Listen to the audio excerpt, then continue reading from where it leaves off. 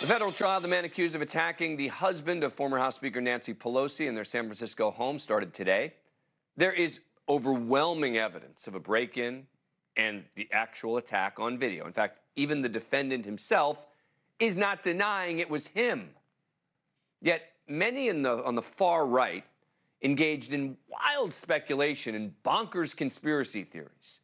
As Pelosi's attacker goes on trial, we still haven't heard apologies from any of them. During opening statements today, David DePape's lawyer argued the attack on Paul Pelosi was not politically motivated, but instead driven by a bizarre conspiracy that corrupt Hollywood and political elites were prostituting children and lying to Americans, saying, quote, "What matters is what brought David to that house, what David believed and what he intended. This is not a whodunit."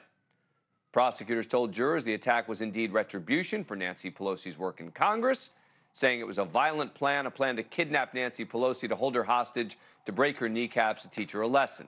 Now, for purposes of this federal trial, his intentions, what he was thinking, is legally relevant to the case because the two charges are based on Pelosi's position as a federal official. Earlier this year, police released surveillance video that clearly showed what happened. DePape breaking into Pelosi's home by breaking the glass of the back door with what seemed to be a hammer. But some on the fringe suggesting profoundly stupid conspiracy theories that something else was going on and that Pelosi wasn't just a victim. How did this homeless drug addict even get inside the house? No one has been able to give us a straight answer about that. We know he got inside, and once he was inside, what exactly happened next? Now, some of those came before they released the videos, but the authorities had actually been crystal clear on it. And then they released the police body cam. Now, remember, this is disturbing. Hi, how you doing? How are you? What's going on, man?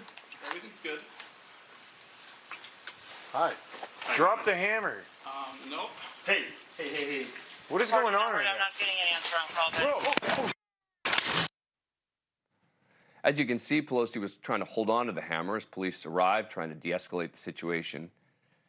Again, this should not come as a surprise to anyone, as this is pretty much exactly how the DA had described it. Again, there's that surveillance video of the house showing DePape smashing the glass of the back door with what seemed to be a hammer.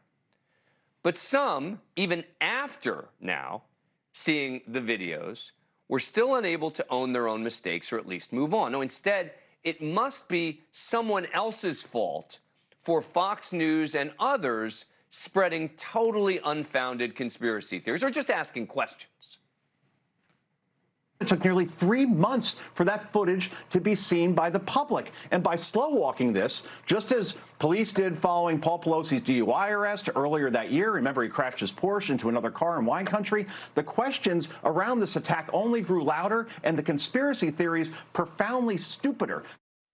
But those stupid conspiracies were coming from Fox itself.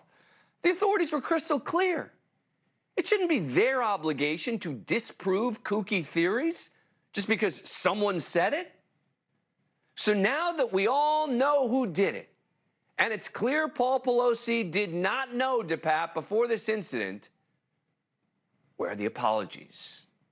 I'm not expecting them. Joining me now is John Ziegler, conservative commentator and the host of the Death of Journalism podcast. John, you are often a contrarian, right? You often hear a story and say, I'm not buying this, I'm not believing this or that. What is going on here? And I assume you agree we're not going to hear any apologies. Well, we're not going to hear any apologies. And you're right. I actually have a kind of an interesting take on this story because as a contrarian and a conservative, many of my friends in the conservative media were looking to me to poke holes in the conventional wisdom of this story. And I was telling them immediately, and I came on your show and said the same thing, guys, sometimes strange things happen. Sometimes, as you've written about, Jack Ruby kills Lee Harvey Oswald in a fit of rage. I mean, it has not anything to do with a massive conspiracy. But this is a situation in the post-Trump world, Dan, where rationality and facts no longer matter. And these conspiracy theories have a cascading snowball effect.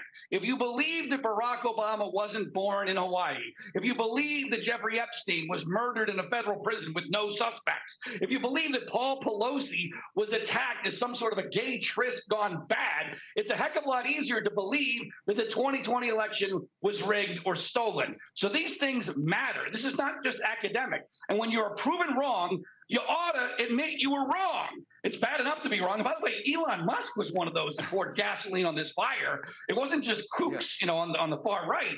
This was a very popular theory. I've gotten huge fights with members of conservative media about this whole gay tryst gone wrong thing. And I really believe, Dan, it's because to many conservatives, it's impossible for them to believe that Paul Pelosi could be married to Nancy Pelosi for that long, live in San Francisco that long, and be a heterosexual.